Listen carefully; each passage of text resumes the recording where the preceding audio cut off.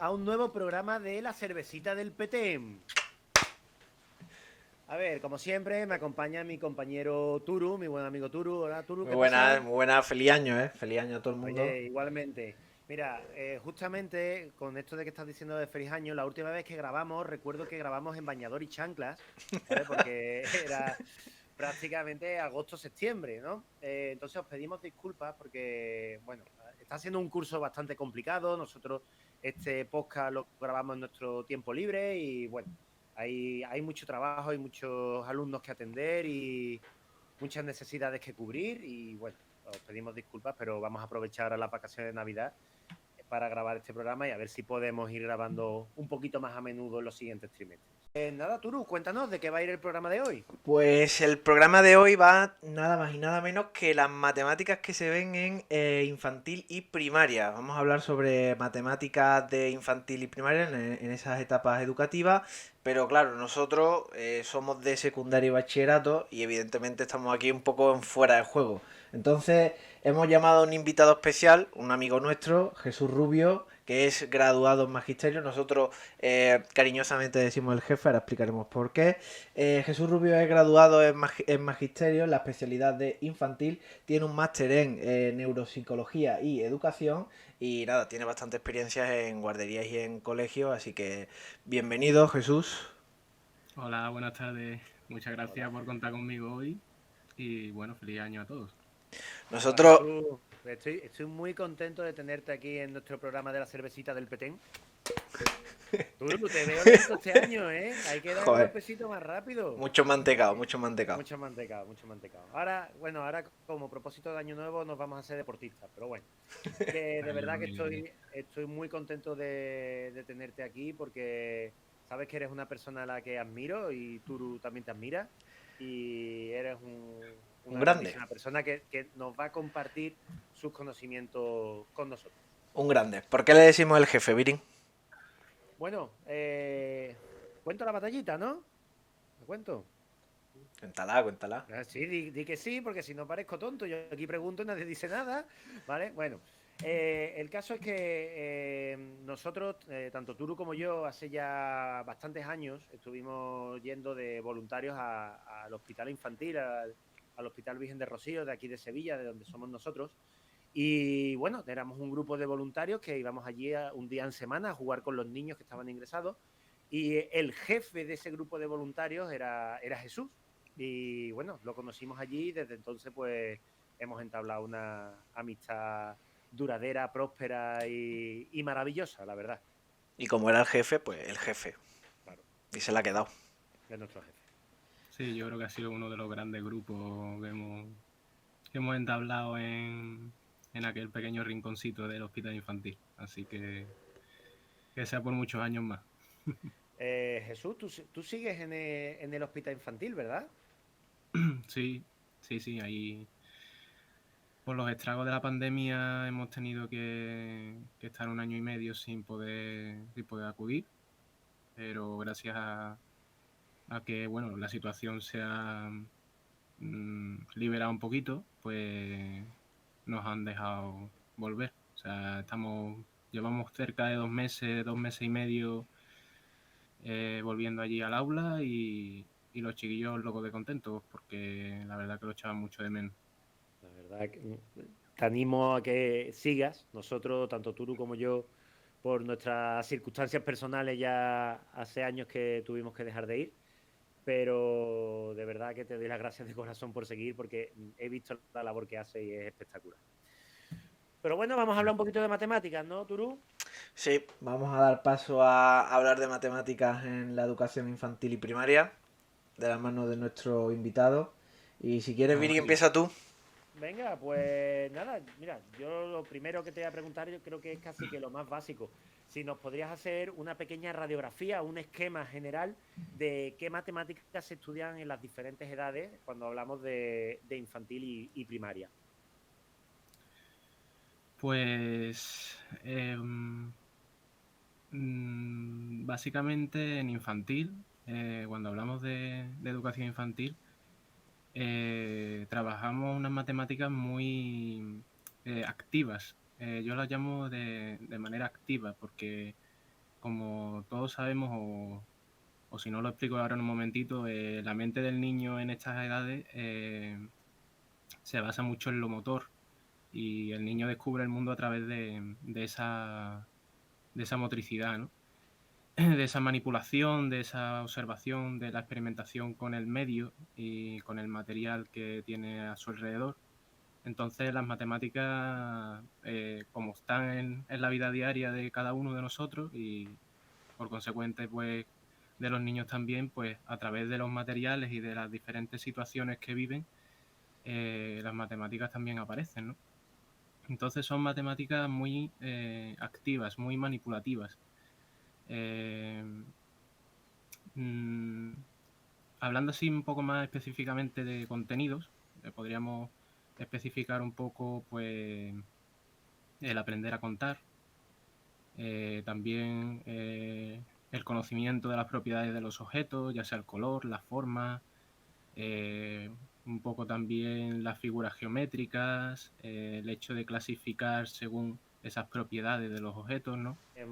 Cambiando un poco de tema, Jesús, cuando es el cambio de etapa de infantil a primaria, ¿hay algún tipo de información en ese cambio de etapa? Es decir, nosotros sabemos que a nivel de profesorado está muy marcada la diferencia entre infantil y primaria, ¿no?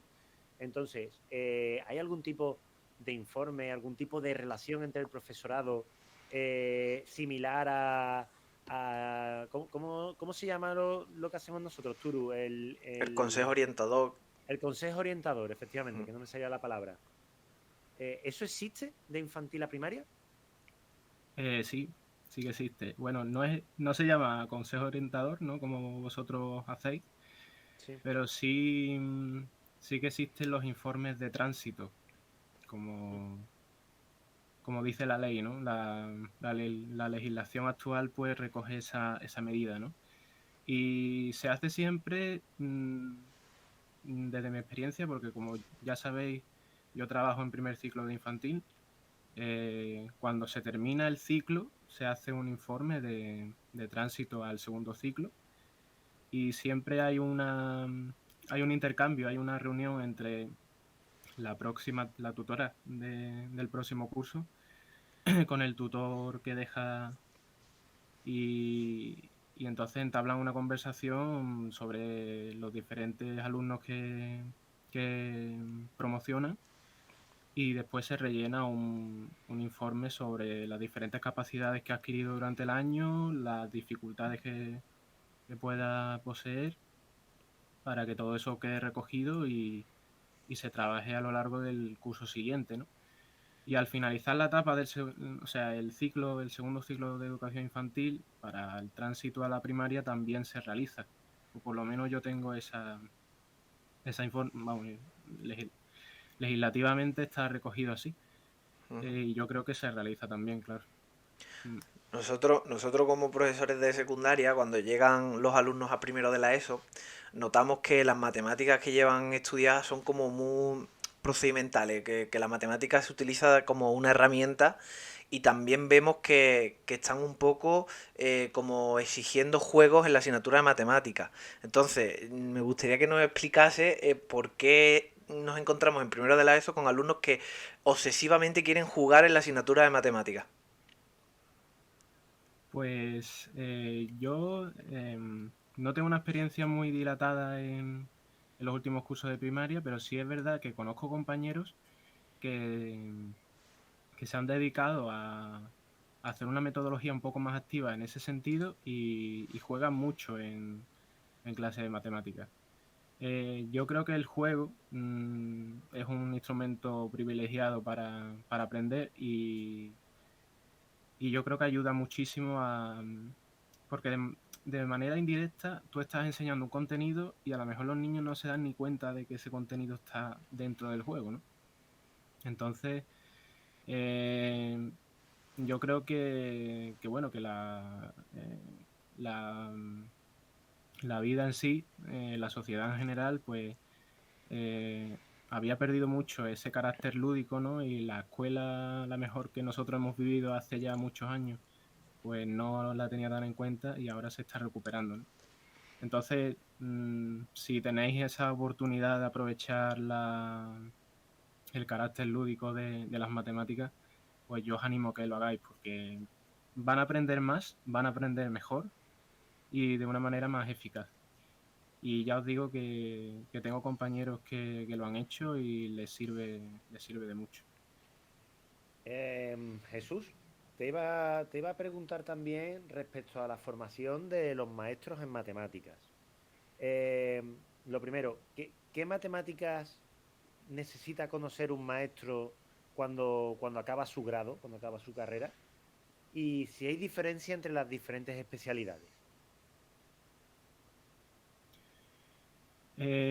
Pues mira, Viren, cuando estudié el magisterio de infantil, o sea, la diplomatura, tuve una asignatura bueno, que era de matemáticas completamente, ¿no? Se llamaba didáctica de las matemáticas y nos enseñaron sistemas de numeración. Yo, cosa que no había visto en la vida, o sea, sabía que eran los sistemas de numeración, bueno, por el sistema 10, ¿no? El sistema decimal. Pero ya está, o sea, no tenía ni idea de lo que podía llegar a conocer con eso y qué repercusión después me daría en el aula, ¿no?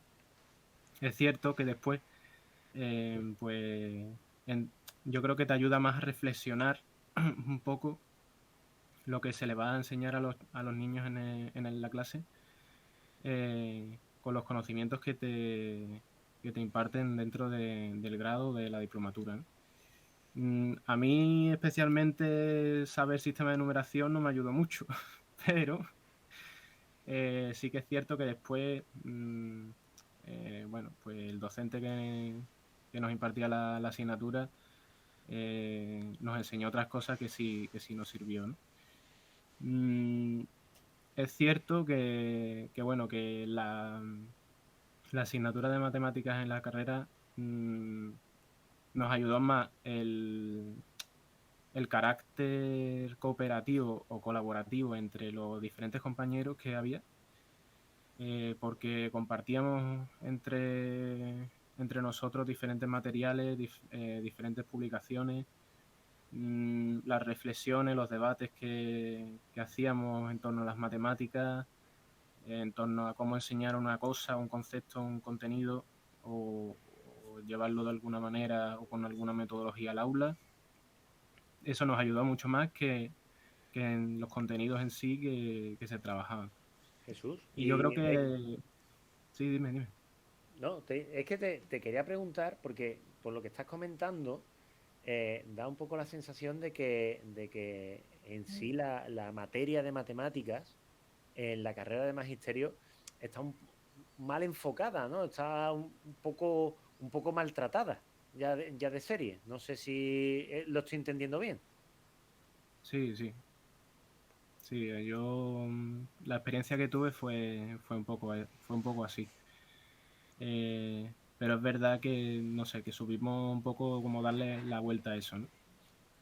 Mm, ahora mismo no sé cómo está el tema en los grados, la verdad. Imagino que será, que será eso un poco más enfocado todo a trabajo, a poder establecer una metodología más colaborativa entre los diferentes compañeros, ¿no? Pero, claro, yo hace ya varios años que estudié esta asignatura y me costó trabajo por el hecho de que había cosas que bueno, no se me daban bien y aparte, pues a mí me sirvió muchísimo el apoyo de los diferentes compañeros y la manera de enfocar que tuvo también el docente en ese momento de la asignatura, ¿no? Eso también influye muchísimo, porque no es lo mismo un docente que por una parte te tiene que examinar porque lo hizo, pero por otro lado sí que nos dio la oportunidad de poder realizar un trabajo en condiciones donde pudiéramos llevar a cabo una unidad didáctica enfocada a tal edad, a tal situación, incluso si teníamos la oportunidad de llevarla a cabo en una aula real, ¿no?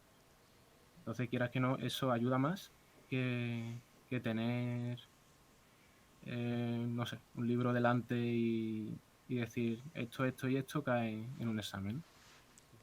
Si esto no se hace ahora mismo así, yo apoyaría o recomendaría que esa metodología cambiara, la verdad.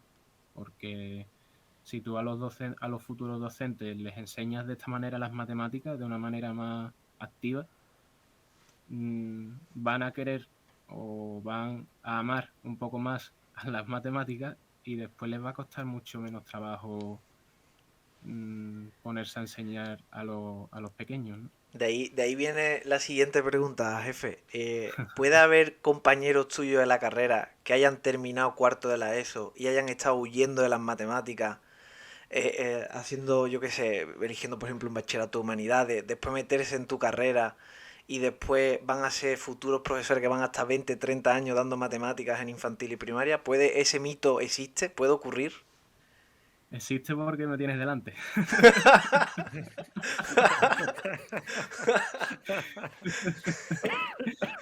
Vaya pillada.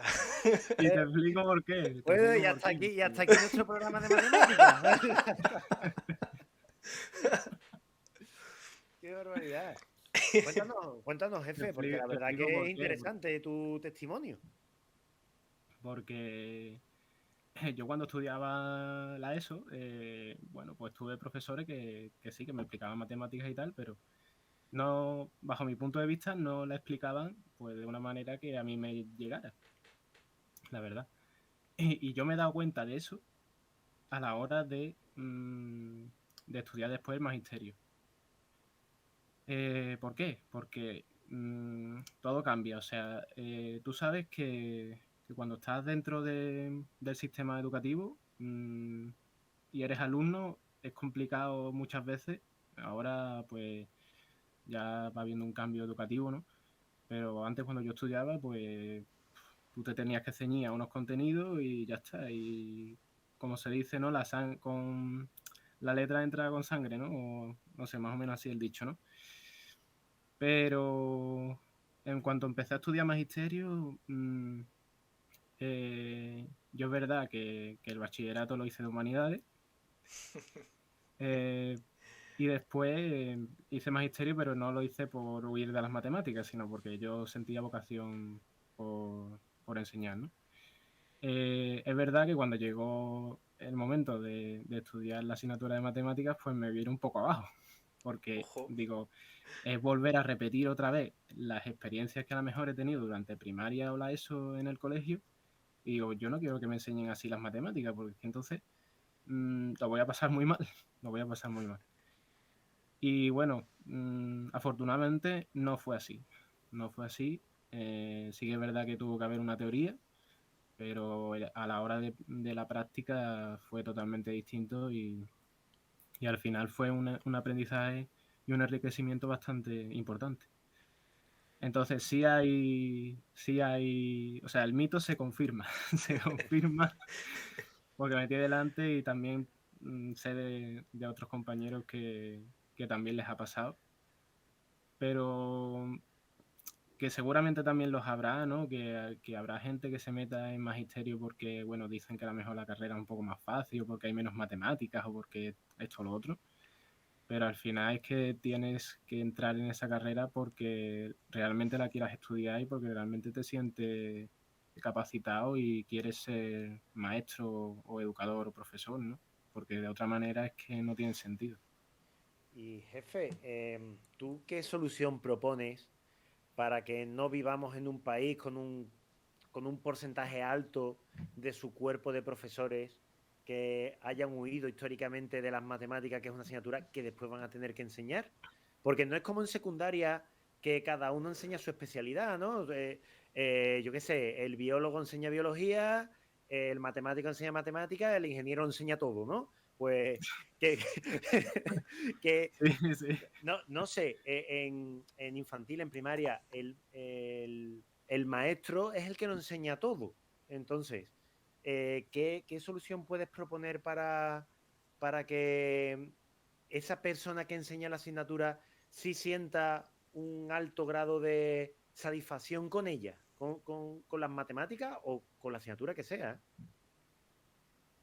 Pues yo, si tuviera que recalcar un punto, o el primer punto así más, por lo menos para mí más importante, y que ya lo habéis tratado en otros podcasts vuestros, creo que en el segundo, yo creo que es la emoción.